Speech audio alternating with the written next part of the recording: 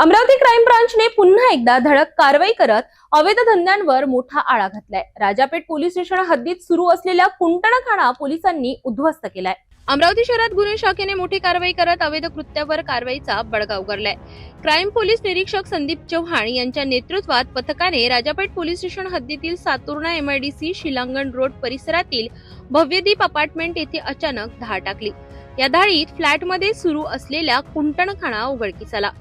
पोलिसांनी घटनास्थळावरून कुंटणखाना चालविणाऱ्या महिलेसह 2 तरुणी आणि 2 ग्राहकांना ताब्यात घेतले आहे। ही कार्यवाही अत्यंत गोपनीय पद्धतीने पार पडली असून पोलिसांच्या या धाडसामुळे परिसरात मोठी खळबळ उडाली आहे। स्थानिक नागरिकांनी पोलिसांच्या या कारवाईचे स्वागत केले असून अशा अवैध धंद्यांवर कायमस्वरूपी आळा बसावा अशी मागणी केली जात आहे। दरम्यान या प्रकरणाचा पुढील तपास गुन्हे शाखेकडून सुरू असून आणखी काही धागेदोरे समोर येण्याची शक्यता वर्तवली जात आहे।